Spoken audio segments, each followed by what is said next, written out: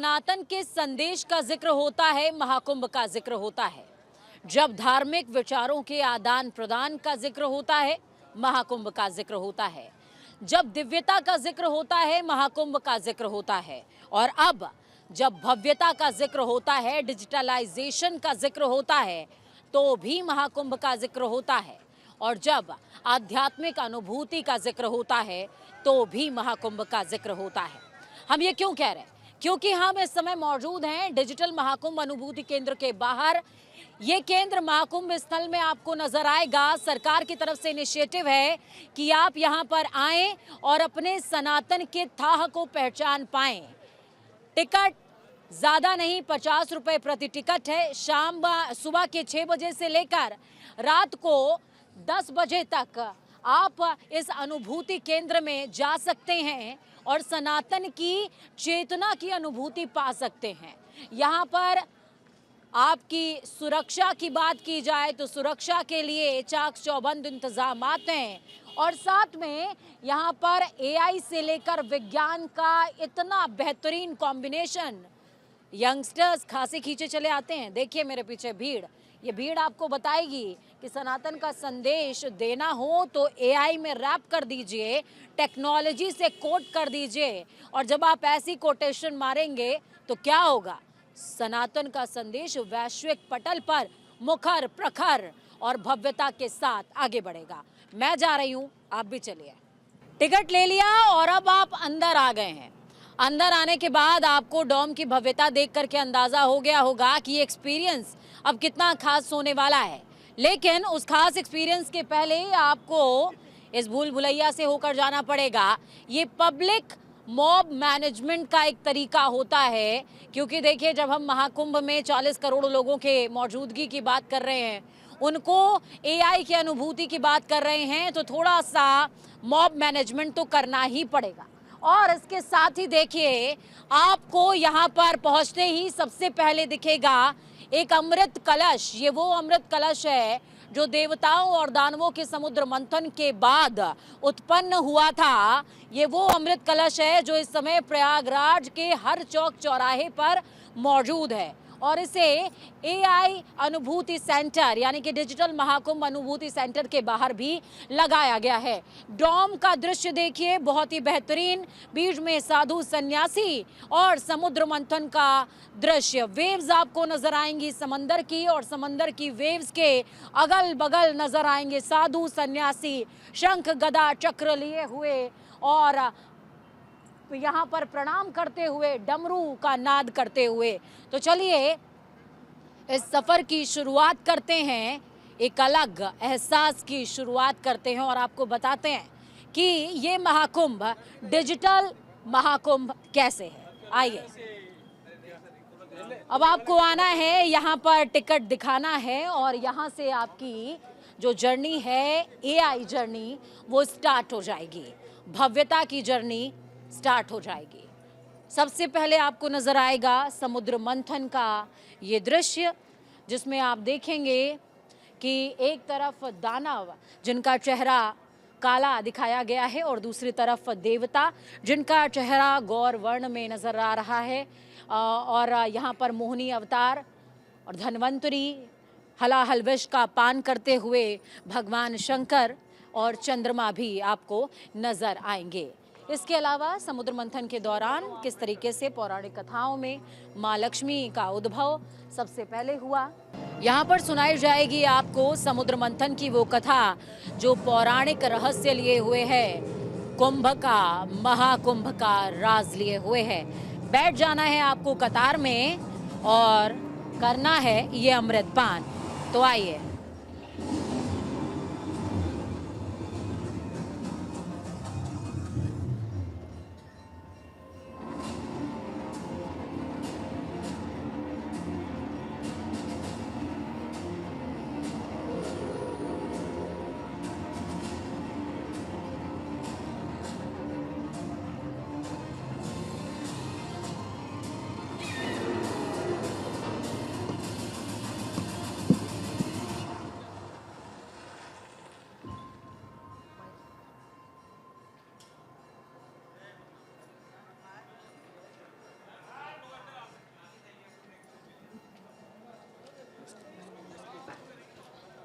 तो यहाँ से सफ़र की शुरुआत हो रही है। यहाँ पर बैठने के बाद जब आप उठेंगे तो आप तैयार होंगे एक सफ़र के लिए, ख़ास सफ़र के लिए। वो सफ़र है मंथन का, पुराण का। आइए मेरे साथ। और जैसे ही आप एंटर करेंगे, यहाँ पर देखिए घंटियों की आवाज़ के बीच भगवान भोलेनाथ आपको नज़र आएंगे, क्योंकि शिव ही इस यात्रा का आरंभ और आधार रहे हैं।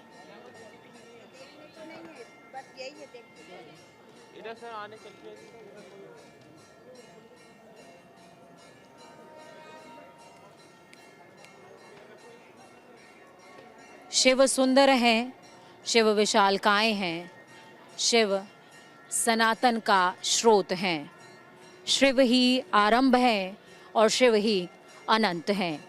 इससे आगे बढ़िए और आगे आते जाइए। जब आप आगे आएंगे तो यहाँ पर कुछ अलग नज़र आने वाला है।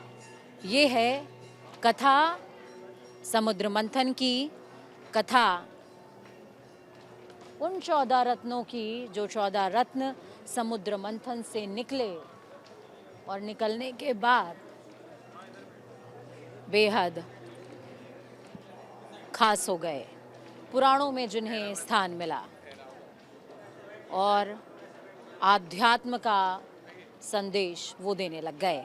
कैमरा पर्सन से कहूँगी कि इस साइड आएँ, आपको दिखाएं कि एआई स्क्रीन कितनी बेहतरीन तरीके से लोगों के लिए समुद्र मंथन का संदेश दे रही है। और मॉब मैनेजमेंट के लिए यहाँ पर बहुत अच्छे से सिक्योरिटी व्यवस्थाएं भी की गई हैं। ये एक पूरा शो हम आपके साथ साझा कर रहे हैं। अगर आप प्रयागराज आएँ तो यहाँ ज़रूर आपको आना चाहिए।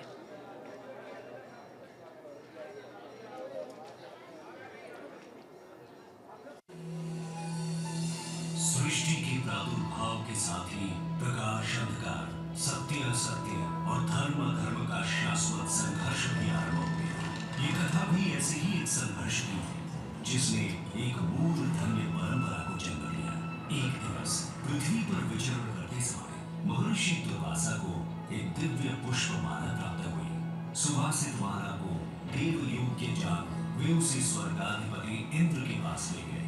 हे सुरपति, ये दुर्लभ माला मैं आपको भेंट करता हूँ। इसे मेरा आशीर्वाद समझकर सहेज कर रखें।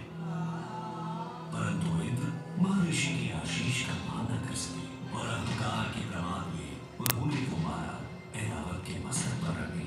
पुष्प गंध से असहज ऐरावत ने माला धरती पर दम्भी इंद्र, ऐसा घोर अपमान, जिस धन ऐश्वर्य पर तुम इतना इतराते हो, मैं वही तुमसे छीन लूंगा। मैं इसी क्षण तुम्हें और तुम्हारे लोग को श्रीहीन होने का श्राप देता हूँ। एवमस्तु। ऋषि श्राप के प्रभाव से देवताओं का वैभव छीन गया। तीनों लोगों में हाहाकार मच गया। देवों की शक्ति क्षीण होते ही दानवों ने देवलोक पर आक्रमण कर दिया। घोर देव असुर संग्राम के पश्चात स्वर्गलोक दानवों के अधीन हो गया। पतित पराजित देवगण त्राहिमाम करते श्री हरि विष्णु की शरण में पहुंचे। प्रभु, तीनों लोगों पर संकट है, हमें इस श्राप से मुक्ति दिलाइए। देवराज, इस संकट का समाधान सागर मंथन है, परंतु मंथन तभी सफल होगा जब देवता और दानव मिलकर प्रयास करेंगे। ये कैसे संभव होगा नाथ?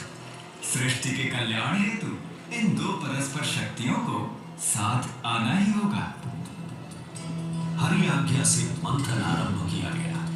मंदराचल पर्वत को मथाई और नाग वासुकी को नेति बनाकर दानव और देव समुद्र को मथने लगे। मंथन आरंभ होने के कुछ समय बाद ही हर ओर अंधकार छा गया। भीषण ताप से सब झुलसने लगा। हे ईश्वर, ये कैसी विपदा है? ये हलाहल विष था, जिसकी भयंकर गंध और ज्वाला से सब नष्ट होने लगा। और तब जीवों की करुण पुकार सुन पशुपति महादेव प्रकट हुए। यदि इस विष को नियंत्रित नहीं किया गया तो प्रलय सुनिश्चित है। परंतु मैं इसकी एक भी बूंद को इस सृष्टि को छूने नहीं दूंगा। महादेव ने विष को अपने कंठ में धारण कर लिया। इस कारण उनका कंठ नीला हो गया और वे नीलकंठ कहलाए। महादेव की कृपा से हलाहल विष की ज्वाला शांत हो गई और तीनों लोगों में संतुलन स्थापित हुआ। मंथन पुनः आरंभ हुआ और एक के बाद एक अमूल्य निधियां प्राप्त होने लगी। अंततः अमृत घट लिए धन्वंतरी प्रकट हुए। अधीर हो इंद्र ने धन्वंतरी से कुंभ छीन लिया, परंतु दानव ये कैसे होने देते? देवों और दानवों में अमृत पाने के लिए छीना झपटी शुरू हो गई। इस कलह का अंत करने के लिए श्री हरि को मोहनी रूप ले अवतरित होना पड़ा और उन्होंने बड़ी चतुराई से सारा अमृत देवताओं को पिला उन्हें अमर कर दिया। समर्थ हो देवों ने स्वर्ग पर धर्म का राज पुनः स्थापित किया। परंतु इस सारे प्रकरण में एक विशेष बात और हुई। छीना झपटी में अमृत की 4-4 बूंदे स्वर्गलोक, पाताललोक और पृथ्वी पर आ गई।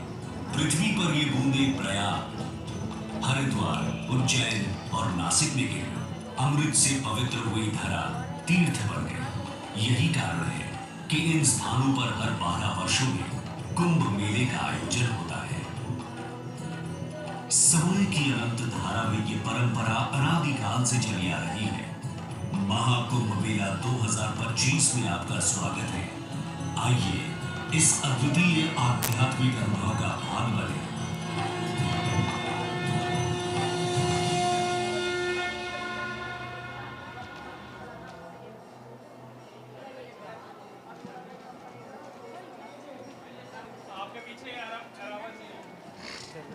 तो अब आपने जाना कि समुद्र मंथन का आरंभ आखिरकार हुआ कैसे, और इसकी जो जानकारी आपको दी गई वो भी टेक्नोलॉजी वाइज ही दी गई। और साथ में आप ये देख पाएंगे ऐरावत हाथी जो कि इंद्र के लिए समुद्र मंथन से निकला और भेंट इंद्र को किया गया।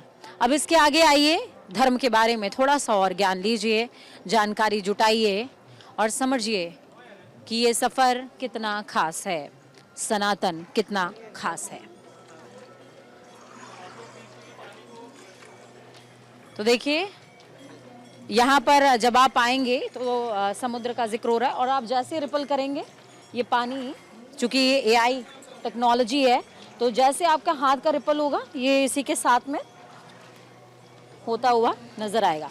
जैसे आप पानी को टच करते हैं तो पानी में वेव्स आती हैं, ठीक वही यहाँ पर आपको ये नज़र आने वाली है। देखिए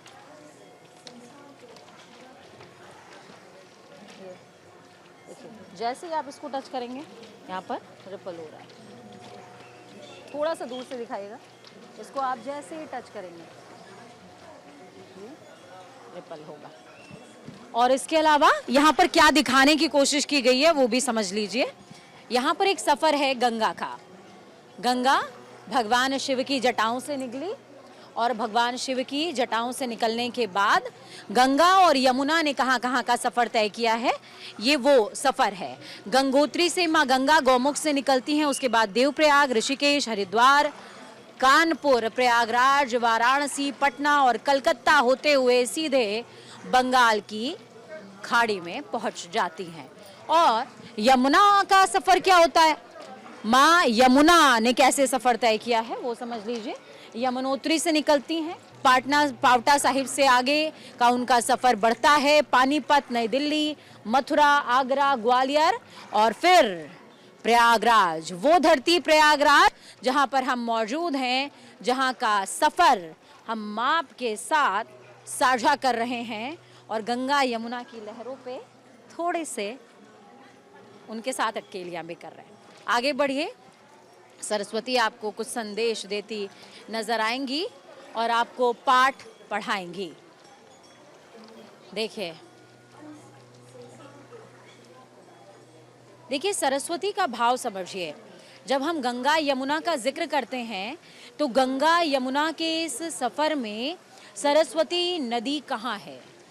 एक भाव है पौराणिक कि सरस्वती आपके भीतर की वो कला है जिसे आप जागृत करते हैं, और दूसरा कि जो उनकी अदृश्य यात्रा है वो गंगा और यमुना के जस्ट नीचे नज़र आती है। अच्छा, अब ये बताइए, आपने कभी झरना या फिर किसी पानी के स्रोत के नीचे से सफ़र किया है? नहीं किया होगा, हम आपको कराते हैं। टेक्नोलॉजी की यात्रा का ये सफ़र है। आपको लगेगा कि आप गंगा और यमुना की लहरों के बीच सफ़र करते हुए आगे बढ़ रहे हैं। और यहाँ पर यकीन मानिए, ध्वनि भी बिल्कुल वैसी कि आप पानी पे यात्रा कर रहे हैं। और जब आप इस यात्रा से आगे बढ़ेंगे तो अब इस यात्रा के बाद आपको पता चलेगा कि प्रयागराज कुंभ में अलग अलग विधाओं का महत्व क्या है। न्यूज़ इंडिया ने भी आपको बताया था कि कल्पवास क्या होता है। तो देखिए, यहाँ पर कल्पवास का महत्व बताया गया है। पारंपरिक मान्यताओं के हिसाब से कल्पवास एक प्राचीन प्रथा है जिसमें महर्षि भरद्वाज ने इसे प्रारंभ किया था, उसका जिक्र है। फिर इसके बाद स्नान का क्या महत्व है। जब भी आप किसी ऐसे स्थान पर जाते हैं जो नदी के किनारे है, तो उसके स्नान का, ध्यान का महत्व है। कहते हैं कि जल वो तत्व है जो सबसे ज़्यादा ऊर्जा को कंटेन करता है और ऊर्जा को प्रवाहित भी करता है, समाहित भी करता है और बांटने का भी काम करता है। तो जब आप किसी धारा में डुबकी लगाते हैं तो आप उसकी अनंत ऊर्जा के स्रोत में डुबकी लगाते हैं। ध्यान का क्या महत्व है। आप जब जल स्रोत के बराबर में बैठकर ध्यान कर रहे होते हैं तो उसका जो महत्व है वो बेहद खास है, पौराणिक महत्व है। और हमेशा कहा गया है कि कभी भी आपका मन अगर बहुत ज़्यादा विचलित है या आप परेशान हैं और आप अगर बहते हुए जल के किनारे कुछ देर के लिए बैठते हैं तो आपको आनंद की अनुभूति होती है, या लगता है कि हमारी जो समस्याएं हैं वो खत्म हो रही है। दान का क्या महत्व है, ये भी इस टेक्नोलॉजी रूम में बताया गया है, समझाया गया है। अब आइए गंगा के सफ़र में सबसे पावन दृश्य पर, और ये है काशी। यह अंत भी है, आरंभ भी है, शिव के त्रिशूल पर टिकी हुई है। अब आप कहेंगे काशी का दृश्य है, आगे भी तो देखा था, अलग क्या है टेक्नोलॉजी, इसमें क्या है। टेक्नोलॉजी ये है कि जैसे ही आप इस ग्रीन बटन को यहाँ से पुश करेंगे, वहाँ पर स्क्रीन पर दीपदान हो जाएगा। यहाँ पर जैसे ही आपने पुश किया, देखिए यहाँ पर एक दिए का निर्माण होता है किनारे और ये आगे बढ़ रहा है। आप ये एहसास कर पाएंगे कि आप काशी में मौजूद हैं और काशी की मौजूदगी का एहसास, वो दिव्यता, वो भव्यता का एहसास कराएगी। तो देखिए अभी करीबन 3 तो दीपदान मैंने कर दिए हैं और ये चौथा दीपदान है, एआई दीपदान। वैसे आप गंगा के घाट पर आइए तो आप वर्चुअली भी दीपदान कीजिए और साथ में आप प्रत्यक्ष तौर पर भी माँ गंगा का धन्यवाद ज़रूर कीजिए। लेकिन ये टेक्नोलॉजी का दीपदान है जिसमें महत्व समझाया गया है कि आखिरकार दीपदान का महत्व क्या होता है। और यहाँ पर आप ये महसूस कर पाएंगे कि आप काशी के घाट पर खड़े हैं और यहाँ पर बनी है एक नाव, जिस नाव पर आप चप्पू चलाते हुए, जैसे जैसे आप चप्पू चलाएंगे वैसे वैसे, देखिए वैसे वैसे घाट की ये यात्रा आगे बढ़ती जाएगी। काशी के वो 84 घाट जो अनंत ऊर्जा का स्रोत हैं, काशी के वो 84 घाट जो ऊर्जा का स्रोत हैं, काशी के वो 84 घाट जो कथा का स्रोत हैं। तो ये वो चप्पू है जो आपको चलाना है और आपको ऐसा लगेगा कि आप नाव में बैठे हुए हैं और आप काशी की यात्रा कर रहे हैं। देखिए अभी इस साइड पे काशी के घाट चल रहे थे, अब ये दूसरी साइड आ गए और जैसे जैसे आप इसको आगे बढ़ाते जाएंगे ये सफ़र और आगे बढ़ता चला जाएगा। तो ये टेक्नोलॉजी का यूज़ है और इन शॉर्ट जो भी बच्चे आ रहे हैं यहाँ पर और ख़ासकर यंगस्टर्स आ रहे हैं, उनके लिए एक कोशिश है कि वो सनातन की जड़ों को समझ सकें, उनसे जुड़ सकें। अब अगला मुद्दा आता है कुंभ वीथिका यानी कि गैलरी। अब इसके बाद आपको कुंभ का जो विहंगम दृश्य है, जो भव्यतम इसकी दिव्यता है, वो नज़र आएगी। देखिए ये किस तरीके से अनुष्ठान अलग अलग अखाड़ों में होते हैं। और इसके अलावा आपको 1906 का ये दृश्य नज़र आएगा। 1906 का ये दृश्य ब्रिटिश काल के कुंभ का है, जब ब्रिटिश काल के दौरान कुंभ का आयोजन हुआ करता था। ये पेंटिंग है हालांकि, और उस दौरान जो है मात्र 10,000 रुपये का जो इनकम है वो ब्रिटिश सरकार को हुई थी। उसके बाद से ही धार्मिक आयोजनों को एक विशेष स्थान मिलने लगा। नागा सन्यासी हमेशा से ही एक आकर्षण का केंद्र बने रहे हैं, बने रहते हैं कुंभ साधनाओं में। तो ये यहाँ पर वितिका में यानी कि गैलरी में दिखाने की कोशिश की गई है। रंग बहुत कुछ कहते हैं, संग बहुत कुछ कहता है, और जब रंग और संग दोनों साथ आते हैं तो वो समागम दिव्य होता है।